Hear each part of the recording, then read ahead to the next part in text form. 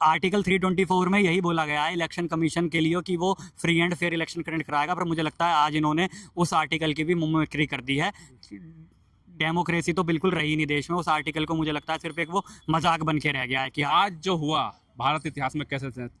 300 सांसद आज सड़कों पे थे। देखिए ये आज जो दृश्य देखने को मिला है, मुझे लगता है ये जो 1947 के बाद जो आज़ादी की लड़ाई हमने लड़ी थी, जो क्रांति आई थी, मुझे लगता है ये उसके बाद अब 15 अगस्त आने वाला, तो मुझे लगता है दोबारा से जो पिछले ये 15 साल से देश को जो ये गुलाम बनाने में लगे हुए थे काले अंग्रेज, तो ये फिर से आज क्या कहते हैं वो क्रांति की शुरुआत हुई है, देखने को मिली है। ये क्रांति नई क्रांति है देश की। ये देश की नई क्रांति है। ये जो पहले जो क्रांति हुई थी वो बाहर की जो आक्रमणकारी थे उनसे थी, लेकिन ये क्रांति देश के लोगों की, देश के अंदर ही जो लोग हैं उनके खिलाफ ही है, जो ये काले कानून लोगों के खिलाफ बड़ा पास आरोप करते हैं। राहुल गांधी लगाया, बोले वोट चोरी हो रही है, वोट चोरी का आरोप लगाया है। देखिए ये तो क्या कहते हैं सरासर आपको भी पता है, जैसे कि इतने बड़े अभी 4 दिन पहले जो उन्होंने प्रेस कॉन्फ्रेंस की है और जो सारा डाटा दिया है जो फर्जी वोटर्स का, जिस पे कि इलेक्शन कमिश्नर ने एक शब्द नहीं बोला, और ये हम ज़्यादातर अक्सर हर चुनावों में देखते आते हैं कि इलेक्शन कमीशन जो है वो वर्तमान सरकार का पपेट बन के रह चुका है। ये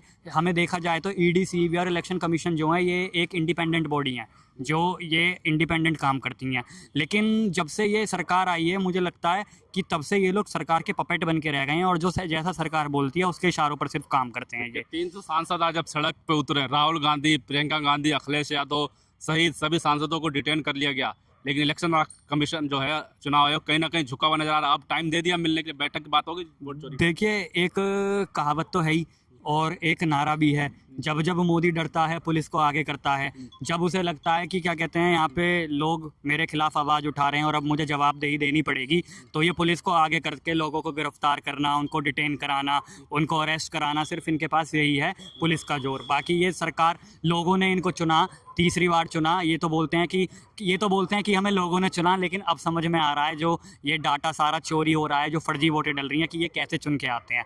तो चुनी हुई सरकार जो है वो जनता के प्रति जवाबदेही होती है उसकी, परंतु हमने पिछले, ये तीसरा कार्यकाल है इनका, 11 साल हो गए, इनकी कोई इस सरकार की गृह मंत्री हो, प्रधानमंत्री हो या कोई रक्षा मंत्री हो, ये देश में जब भी कुछ घटना होती है ये कभी जनता के प्रति जवाबदेही होते ही नहीं है। ये उल्टा निशाना विपक्ष पे ही लगाते हैं, सरकार में है लेकिन सवाल भी ये कहते हैं विपक्ष से पूछा जाए। सवाल होती है जी, लेकिन जिस तरीके से पहले राहुल गांधी लगातार जब चुनाव आयोग से बात करने की कोशिश कर रहे थे, सबूत मांग रहे थे, कह रहे थे इलेक्ट्रॉनिक डाटा, तो तब तो नहीं बोला, लेकिन जो बड़ा आंदोलन जो सड़कों पे मार्च किया सांसदों ने, उसके बाद तुरंत टाइम मिल गया। देखिए यही बात है ना, जब वो प्यार से कह रहे थे कि बात करिए, हमें जवाब दीजिए, तब तो वो थोड़े अपनी ताकत के घमंड में थे, लेकिन आज उन्हें पता लगा कि ये, आज सरकार को भी पता लगा होगा कि ये क्रांति बहुत बड़ी क्रांति है और इससे देश की दिशा और हवा और दशा तीनों बदलने वाली हैं आने वाले समय में। अखिलेश यादव कैसे देख रहे हैं? बैरिकेड कूद के निकल गए। देखिए वो युवा हैं, जैसा कि वो बोलते हैं, तो एक युवा में ही ऐसा जोश होता है, वो जनता के प्रति जो उनकी क्या कहते हैं ड्यूटी है विपक्ष में रहते हुए वो अपनी पूरी कर रहे हैं, तो उनके अंदर जोश है।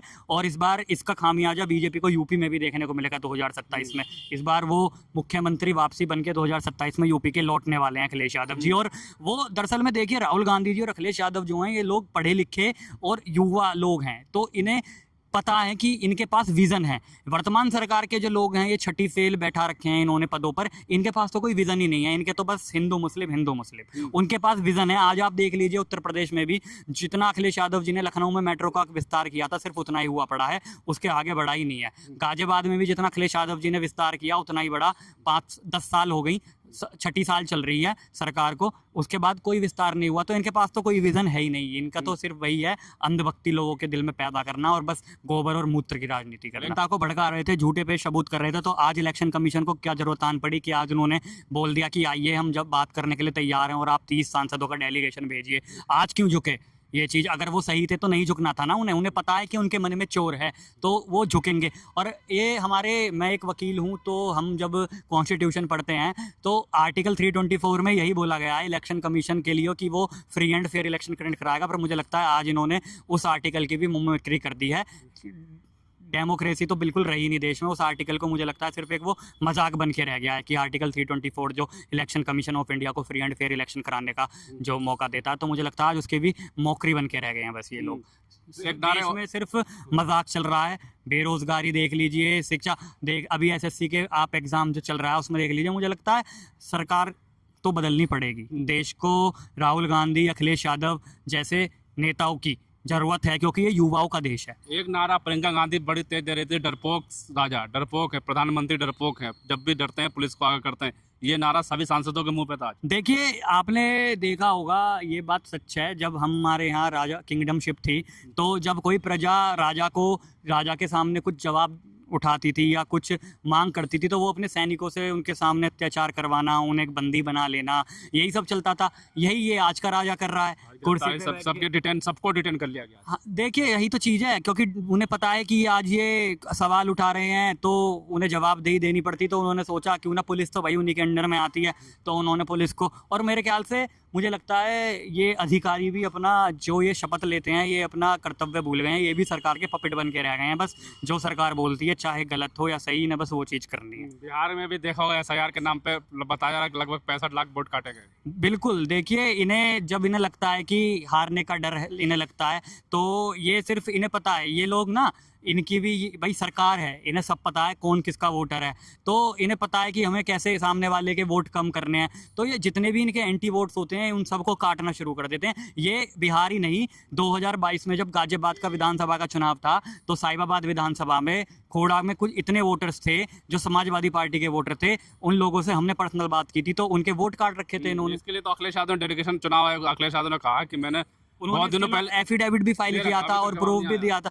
कैसे देंगे, उन्हें पता है ना इलेक्शन। और आपने देखा होगा जब भी इनके नए इलेक्शन कमिश्नर अपॉइंट होते हैं, पुराने वालों का तो पता ही नहीं होता वो कहाँ गए कहाँ हैं। आज आप वाइस प्रेसिडेंट, इतना देश का सेकंड सबसे ऊंचा पद, वो उनका आज अता पता ही नहीं है कहाँ है वो। जनता ढूंढ रही है। इन्होंने उनको भी हाउस अरेस्ट कर लिया क्योंकि वो भी इनके 10 राज खोलते। आज जो हुआ भारत की सड़कों पे आम जनता के हिसाब से आप जब देख रहे होंगे, आज ये मुझे देखकर बहुत खुशी हुई है। ये अब इस भ्रष्टाचारी और इस क्या कहते हैं जो सरकार है, इसके खिलाफ ये क्रांति की शुरुआत हो चुकी है और अब ये ऐसी आगे बढ़ती जाएगी। आज दिल्ली में हुई है, कल ये देश के हर कोने में होगा। आज तो लखनऊ विधानसभा में भी समाजवादी के जो विधायक थे, विपक्ष के विधायक थे, उन्होंने भी प्रदर्शन किया है। बिल्कुल, देखिए जैसे जैसे ये क्रांति की आग बढ़ती जाएगी, ये कम नहीं होगी, क्योंकि हर आदमी इनसे, हर मजदूर किसान इनसे परेशान हो चुका है और अब समय आ गया है कि इनके खिलाफ क्रांति लानी पड़ेगी। क्योंकि ये क्रांति आप जैसे भाई हैं जो यूट्यूबर्स या जो मीडिया वाले हैं, वरना जो नेशनल मीडिया है वो तो इनका पपेट है, वो तो इनका बिका हुआ है, इनके चरम चुम्बन करता है, बस इनकी भाषा बोलता है वो तो आप जैसे लोग ही हैं हमारे साथ मिलके जो इस क्रांति की शुरुआत में अपनी सहभागिता निभा रहे हैं। वरना तो, और ये अब आगे, अब 15 अगस्त आने वाला है तो देखिए अब ये नई क्रांति की शुरुआत हो चुकी है। चलिए, बहुत बहुत शुक्रिया आपका। बिल्कुल साफ तौर पर वकील साहब तो और कह रहे हैं कि एक नई क्रांति की शुरुआत है। 15 अगस्त आने वाला है, जब भारत देश आज़ाद हुआ था अंग्रेजों से, और आज इसी अगस्त के महीने में आज 300 सांसद विपक्ष इंडिया गठबंधन के हर वो नेता सड़कों पे थे और किसके खिलाफ? वोट चोरी के खिलाफ, लोकतंत्र के खिलाफ। क्योंकि भारत जो है लोकतांत्रिक देश है और यहाँ पर एक मजदूर और एक राष्ट्रपति या प्रधानमंत्री का वोट देने का अधिकार बराबर है। और जो वही राहुल गांधी आरोप लगा रहे थे कि वही अधिकार, गरीबों का जो अधिकार है वही ये सरकार छीन रही है, ताकि उनको जो उनके मजदूरी नहीं देने पड़े, रोजगार ना देना पड़े, महंगाई कम ना करना पड़े, सवाल का जवाब ना देना पड़े। आज सबको डिटेन कर लिया गया। प्रियंका गांधी लगातार ये नारा लगा रही थी कि जब जब मोदी डरते हैं पुलिस को आगे करते हैं। अखिलेश यादव ने बैरिकेड कूद के आगे गए, उसके बाद पुलिस ने उन्हें घेर के उनको भी डिटेन कर लिया गया। अब जो चुनाव आयोग है बात करने के लिए तैयार हो चुका है। एक बड़ी जीत जो है इंडिया गठबंधन की, राहुल गांधी की मान सकते हैं। आप इस बारे में क्या सोचते हैं, हमें कमेंट करके जरूर बताएं। तब तक के लिए धन्यवाद।